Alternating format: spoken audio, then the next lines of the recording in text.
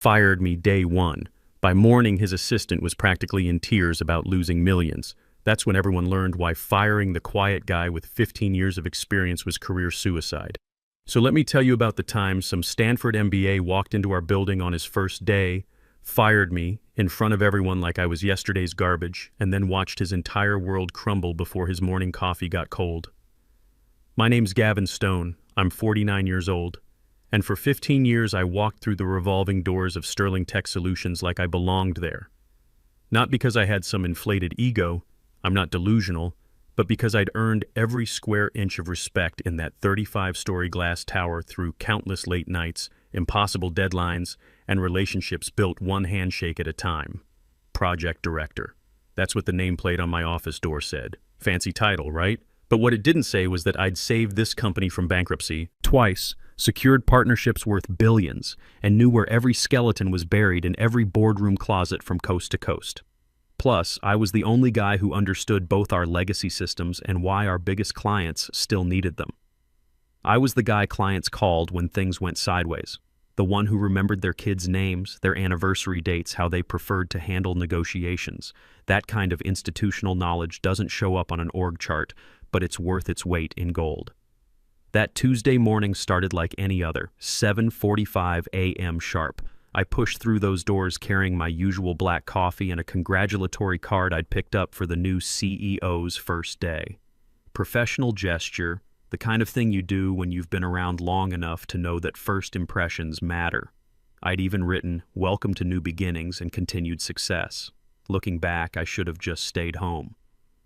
The lobby buzzed with nervous energy that morning. Groups of employees clustered near the security desk, whispering like kids waiting outside the principal's office. I caught fragments as I walked past. Wonder what he's like. Heard he cleaned house at his last company. Hope our jobs are safe. I smiled at them. Same reassuring smile I'd perfected over 15 years. Everything would be fine. Change was natural. We'd weathered transitions like this before. Kevin from accounting called out as I passed his desk. "Morning, Gavin. You meeting with him today?" 10:30, I replied, shifting my coffee. Right after the all-hands meeting. If I'd known those would be the last words I'd speak as an employee of Sterling Tech Solutions, I might have chosen them more carefully. The elevator ride to the 30th floor felt different that morning. Longer somehow. The familiar ding at each floor seemed to count down to something I couldn't quite name. When the doors opened to the executive level, I found it transformed. Gone were the warm burgundy carpets and oak furniture that had been there since the company's founding. Everything was white and chrome now, sterile, like a hospital ward. Hunter Wells stood at the center of it all, and I understood immediately why people whispered his name with a mix of fear and curiosity. 6'2", sharp as a surgical instrument in his charcoal designer suit, eyes like a winter storm. He was surrounded by his own people, faces I didn't recognize, bodies that moved with predatory precision. The old guard was nowhere to be seen. I approached with my card and my professional smile, extending my free hand like I'd done 1,000 times before. "Mr. Wells, I'm Gavin Stone, Project Director. Welcome to Sterling Tech Solutions." He looked at my hand like it was something scraped off his shoe. Then his gaze traveled up to meet mine, and I saw my fate written in that gray stare before he even opened his mouth. "Stone," he said. My name came out of his mouth like he was reading it off a termination list, which I would later learn he absolutely was. Perfect timing. The entire floor had gone silent. Every cubicle prairie dog had popped up to watch. His assistants smirked behind their tablets. Even the air conditioning seemed to hold its breath. "I've been reviewing the organizational chart," Wells continued, loud enough for everyone to hear. "Identifying redundancies, legacy hires who've grown too comfortable with outdated processes." My smile never wavered. 15 years in corporate America teaches you to keep your face neutral while Rome burns around you. "I'd be happy to discuss the current project portfolio with you," I said. "We have several legacy system integrations that require careful handling. That won't be necessary." He cut me off like he was swatting a fly. "Your services are no longer required. We're moving toward full digital transformation. Security will escort you out." The words landed in the silence like a judge's gavel. Someone gasped. I think it was Amanda from legal who'd started the same year I did. The congratulatory card suddenly felt ridiculous in my hands, like bringing a gift to your own execution. I see, I said, because what else was there to say? Don't do this, you're making a mistake, please. I'd watched too many people beg in conference rooms over the years. Desperation never changed anyone's mind. It just made the humiliation worse. May I ask why? You may not. He'd already turned away, dismissing me with his body language before security even arrived. This is a new era for Sterling Tech Solutions. We need fresh perspectives and modern approaches, not relics from the past. Relics. 15 years of 60-hour weeks, missed birthdays, canceled vacations, relationships that fell apart because I was married to this company first. And I was a relic. The two security guards who approached looked apologetic. Frank and Dave, guys I'd grabbed lunch with 100 times. They didn't meet my eyes. Sir, Frank mumbled, we need to escort you to your office to collect your things. That won't be necessary, I said, surprised at how steady my voice remained. I keep my personal items in my car. It wasn't true, but I wouldn't give Wells the satisfaction of the walk of shame. The cardboard box, the pitying looks, my dad's photo could stay in the desk drawer, the awards on the wall belonged to someone who no longer existed. I looked down at the card still clutched in my hands. To new beginnings and continued success. The irony was heavy enough to anchor a yacht. With deliberate precision, I walked to the nearest wastebasket and dropped the card inside. The sound it made hitting the bottom was the only goodbye I offered. Gavin, someone whispered as security flanked me toward the elevator. Brooke Miller, Wells's imported assistant. She watched from her new desk with an expression I couldn't quite read. Pity? Warning? Her fingers gripped her phone like she wanted to say something, but the words died in the Arctic atmosphere Wells had created. The elevator doors closed on 15 years of my life, just like that. Done. Erased like a typo on a spreadsheet. In the lobby, I kept my spine straight. Didn't look back, didn't give anyone the satisfaction of seeing me crack. Whatever I was feeling, and trust me, there was a lot, it wasn't going to show on my face. Frank walked me to my car in the parking garage. The fluorescent lights hummed overhead like a funeral march. Sorry, Gavin, he said quietly once we were out of earshot of anyone else. That was garbage. Total garbage. Guy's been here 5 minutes and thinks he knows better than everyone who built this place. I nodded once. Thanks, Frank. I appreciate it. You going to be okay? I'll figure it out. Always do. The drive home was a blur. My apartment felt smaller than it had that morning. Emptier. The silence was deafening. I sat on my couch and stared at the wall for I don't know how long, trying to process what had just happened. 15 years gone in 5 minutes because some MBA hotshot wanted to make a statement. Then my phone started buzzing, and it didn't stop. First was my buddy Ryan, who worked in IT at Sterling Tech. Dude, what the hell happened? Everyone's freaking out. Wells just fired 6 more people after you left. Said he's restructuring the entire legacy systems division. Then Amanda from legal. Gavin, I'm so sorry. That was completely unprofessional. For what it's worth, half the office is updating their resumes right now. Then Kevin from accounting. Man, that guy's a psycho. You okay? I responded to none of them. Just watched the notifications pile up like digital condolences at a funeral I hadn't planned to attend. Part of me wanted to throw the phone across the room. The other part knew I needed to keep my head clear. This wasn't over, not by a long shot. I made myself some food I didn't taste, took a shower that didn't help, and sat back down on the couch to think. 15 years of relationships. 15 years of contracts. 15 years of knowing exactly which buttons to push and which to leave alone. Wells had no idea what he'd just thrown in the trash. Around 6 p.m., a different kind of message came through. Paige Wilson, Executive VP at Phoenix Industries, one of our biggest clients.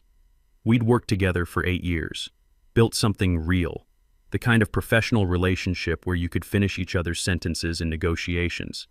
Gavin, heard what happened. Call me when you can. Important. I called her back immediately. Gavin, she said without preamble, I just got off the phone with Owen Murphy himself. He's concerned. Concerned about what? About whether Sterling Tech can maintain service levels without you. Your name is on our contract. Page 47. Key person clause. If you're gone, we have options. I sat up straighter. Key person clause. I'd almost forgotten about that. 3 years ago, when we'd renegotiated the Phoenix Industries contract, Owen had insisted on including language that specifically named me as the primary relationship manager. At the time, it had seemed like a formality, a nice gesture of confidence. Now it was something else entirely. What kind of options? I asked carefully. The kind that could cost Sterling Tech about $15 million annually if we choose to exercise them, Paige replied. And Gavin? We're not the only account with that language. Henderson Industries has the same clause for their $12 million contract. So does Kimura Holdings with their $13 million deal. My mind raced. Henderson, Kimura, Phoenix Industries. 3 of our biggest clients. Combined, they represented exactly $40 million, nearly 40% of the company's $100 million annual revenue. And all 3 contracts had key person clauses with my name on them. I'm not asking you to do anything, Paige continued, but I thought you should know. Owen wants to talk to you directly tomorrow morning if possible. I'll be available. After I hung up, I sat in the darkness of my apartment processing.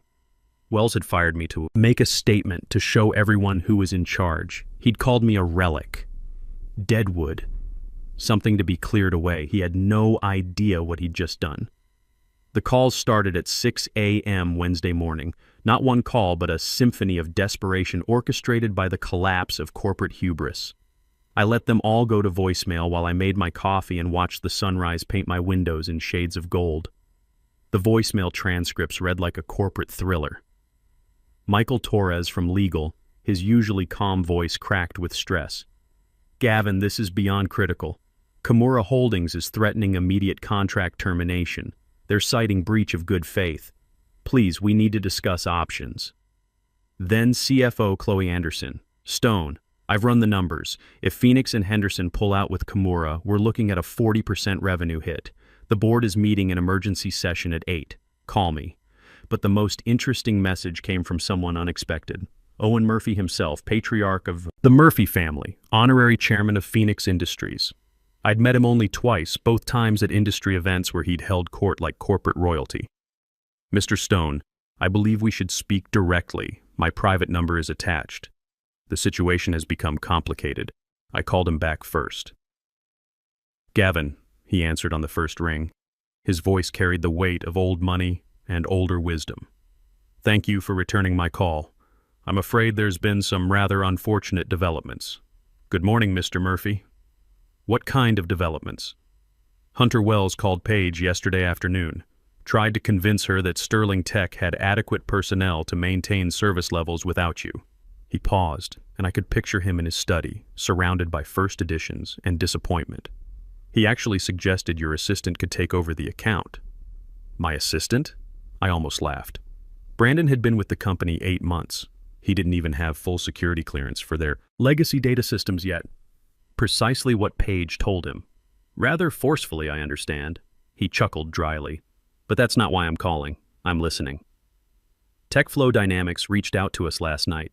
They've offered to not only match Sterling Tech's contract terms, but to bring on what they called proven leadership from the industry. They weren't subtle about meaning you. So TechFlow was already making moves. I'd wondered how long it would take them to smell blood in the water. Classic vulture behavior. I haven't spoken to TechFlow, I said carefully. I know. That's what concerns me, Gavin. They're betting on acquiring you to acquire us. Meanwhile, your Mr. Wells seems to believe this is all a negotiating tactic. He actually accused Paige of manufacturing a crisis to renegotiate rates. Now I did laugh. Short and sharp, he'd accused Paige Wilson of lying.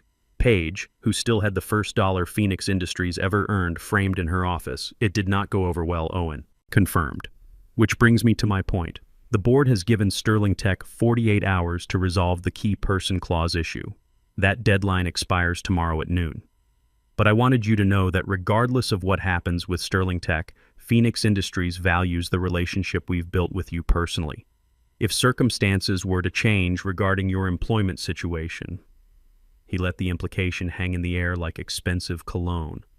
One of the most prestigious firms in America was essentially offering me a blank check to bring them wherever I landed. I appreciate that, Mr. Murphy, more than you know. May I offer some unsolicited advice? I've seen many young executives like Mr. Wells. They mistake motion for progress, volume for authority. They believe that clearing the board gives them fresh moves, not realizing that in business, as in chess, you need your pieces to win. I'll keep that in mind. After we hung up, I showered and dressed with more care than I had in years.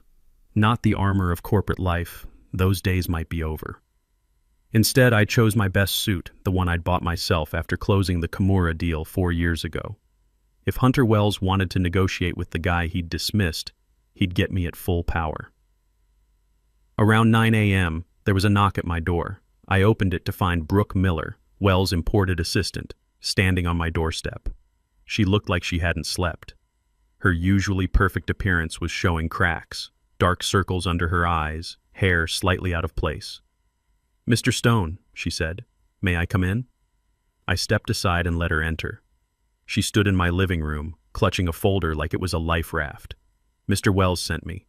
He wants to discuss terms for your return." My return? I leaned against the kitchen counter. 24 hours ago, he called me a relic, said the company needed fresh perspectives. Things have evolved. She swallowed hard. Phoenix Industries activated their key person clause this morning. Henderson Industries is threatening the same. Kimura Holdings has already contacted their lawyers, and now he wanted me back. He's prepared to offer significant concessions. Full reinstatement, salary increase, whatever it takes to stabilize the situation. I studied her for a long moment. Brooke Miller, caught between power brokers, trying to survive in a game she'd never asked to play. Yesterday, she'd watched me get fired without saying a word. Today, she was here begging me to come back. My phone buzzed. Paige Wilson again. Tech Flow presenting at 2 p.m. Board wants resolution before then. I showed Brooke the screen. See that? In a few hours, Phoenix Industries hears Tech Flow's pitch. Once that happens, momentum shifts. Other clients will follow. "Please," she said, "just look at the offer. The company can't survive losing all 3 contracts. Tell Mr. Wells I'll meet with him tomorrow morning, 10 a.m.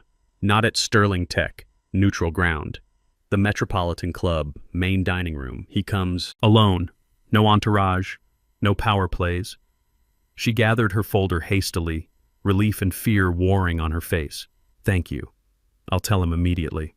The Metropolitan Club at 9:50 a.m. Thursday was exactly what you'd expect.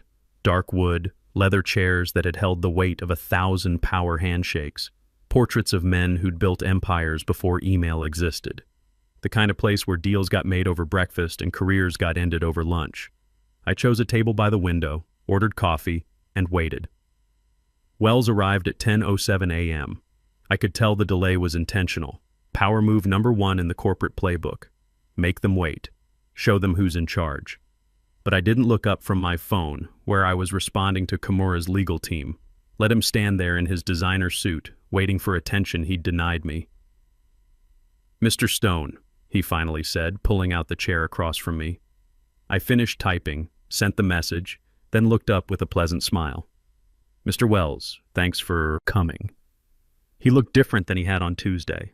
The sharp edges were still there, but stress had drawn lines around his eyes. His suit was impeccable, but his hands betrayed him. A slight tremor as he reached for the water glass. "Let's cut to the chase," he began, trying to regain control. "The company needs you back. I'm prepared to offer—" "No," I interrupted softly.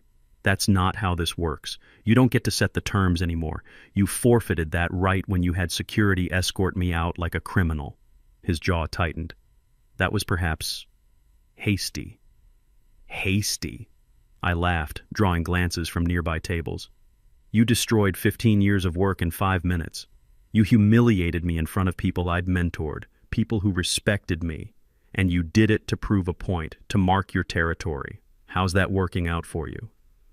"You know exactly how it's working out," he snapped, then visibly forced himself to calm down.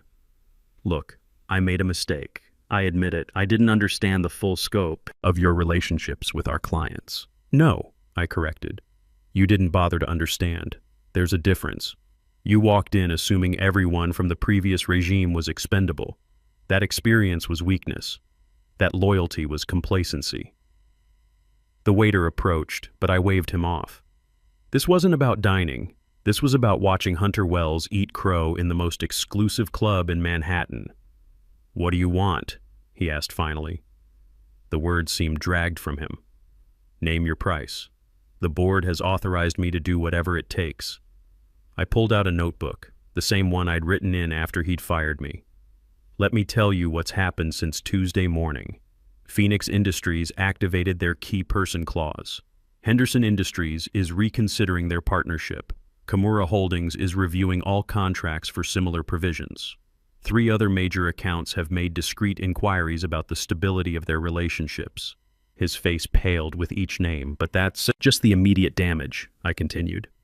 TechFlow Dynamics has already approached 2 of our clients. Morrison Partners is circling Kimura. Every competitor smells blood. And why? Because the new CEO just proved he doesn't understand his own business.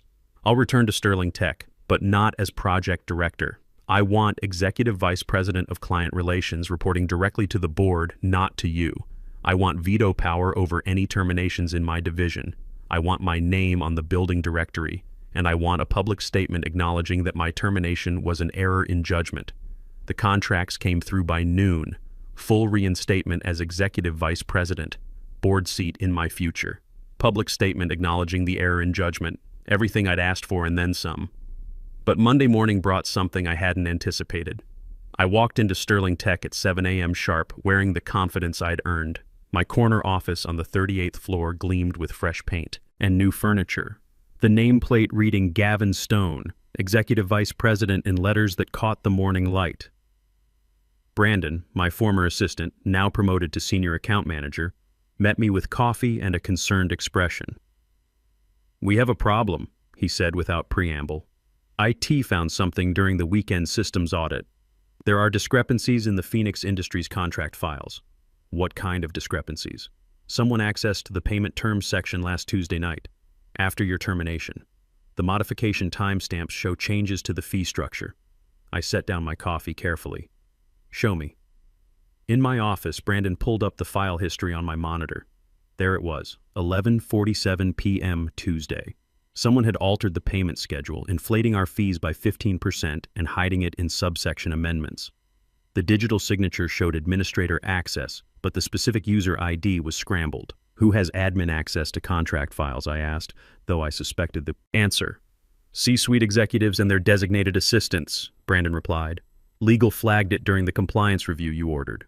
They're quietly losing their minds." My phone rang. "Michael Torres from legal." "Right on cue." "Gavin, we need to talk. Can you come to the legal floor? Bring Brandon. Tell no one else."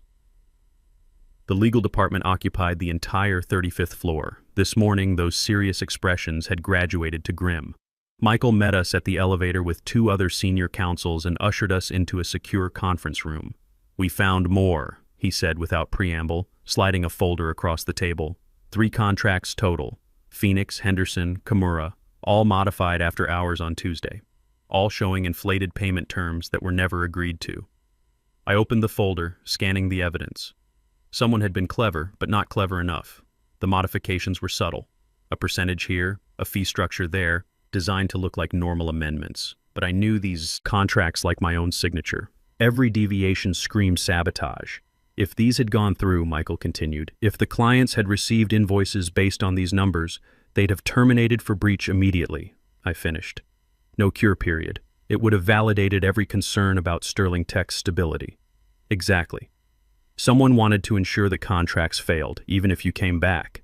Brandon leaned forward. "The timestamps are all from the executive floor, but we can't pin it to Wells directly. Anyone with access to an executive terminal could have done this.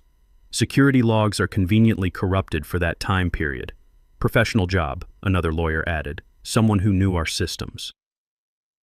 I thought back to Tuesday night, the executive floor in darkness. Who would have had access? Who would have had motive? "I need to talk to Brooke Miller," I said suddenly. 30 minutes later, Brooke sat across from me in a different conference room, this one wired for recording, with legal permission. She looked exhausted, her usually perfect appearance showing cracks. "I didn't know what he was planning," she said before I could even ask. "Tuesday night he asked me to stay late, said we needed to review all major contracts, understand the portfolio. I gave him my access codes because he said his weren't working yet." "Who is he?" "Brooke." Her hands trembled. "Zachary Reed, from TechFlow Dynamics. He was there in Wells' office. They were celebrating. The pieces clicked into place with sickening clarity. Wells didn't just want to fire me. He wanted to destroy the relationships permanently. Zachary said it was insurance, Brooke continued, tears forming. That even if you came back, the contracts would implode when clients saw the altered terms. Then TechFlow could sweep in, offer to honor the original pricing, look like heroes.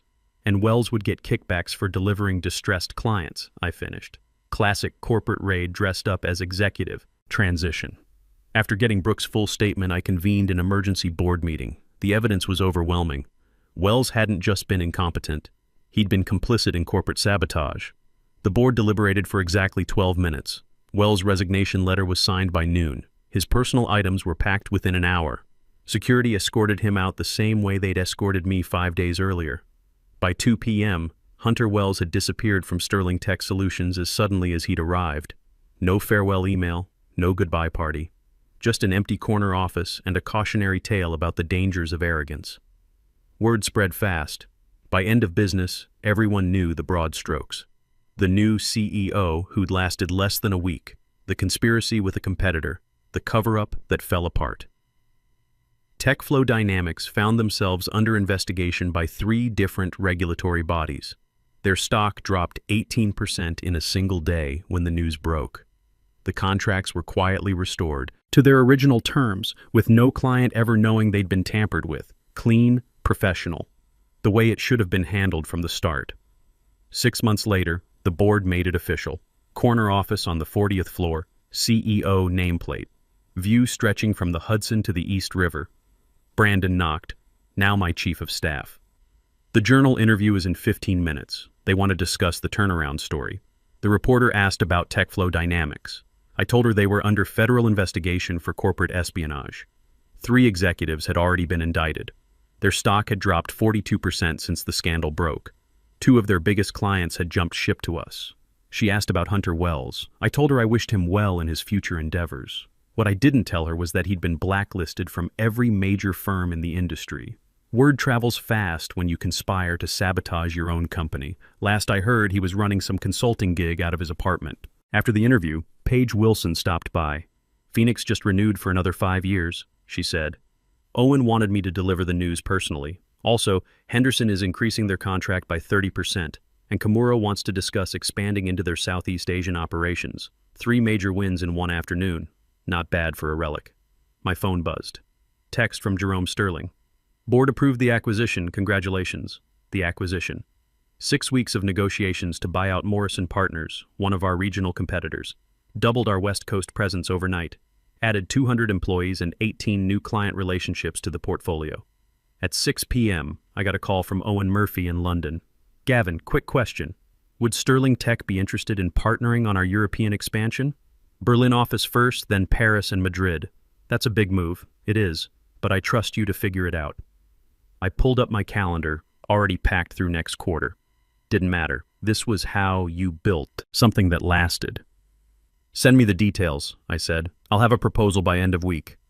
After I hung up, I looked around my office. 6 months ago, I'd been escorted out of this building by security, called a relic, told my services were no longer required. Now I had the corner office, the CEO title, and a company that had just posted its best quarter in 15 years. Stock up 30%. Employee satisfaction at an all-time high. Client retention rate leading the industry. Hunter Wells had wanted to clear out the deadwood and start fresh. Instead, he'd cleared the path for me to take everything he thought he deserved. I grabbed my coat and headed for the elevator. Tomorrow, we were announcing the European expansion. Next week, the Morrison integration would be complete. Next month, we'd break ground on the new headquarters annex. The revolving doors pushed out into the Manhattan evening. Same doors I'd walked through 6 months ago, card in the trash. Career supposedly over. Sometimes the best revenge isn't planned. Sometimes it just requires patience while arrogant men discover the weight of their own mistakes.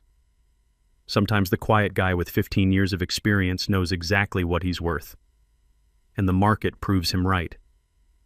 Funny how that worked out. In corporate America, relationships aren't just networking.